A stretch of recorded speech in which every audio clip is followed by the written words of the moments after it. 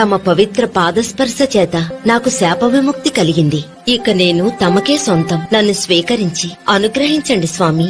నీ కోరిక నెరవేరదు. ఈ అవతారములో నిత్య బ్రహ్మచారిగానే నేను ఉండబోతున్నాను. అయినా ఒక్క అవకాశం ఉన్నది.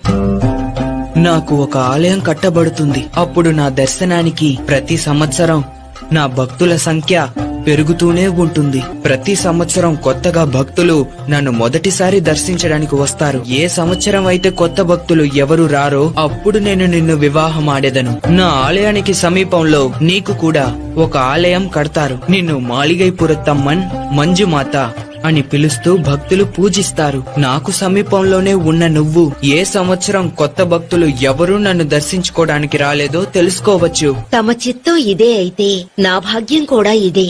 పుత్ర, నీ వియోగంతో కృంగిపోతున్నాడు మహారాజు రాజశేఖరుడు. అతన్ని చేరుకుని ముక్తిని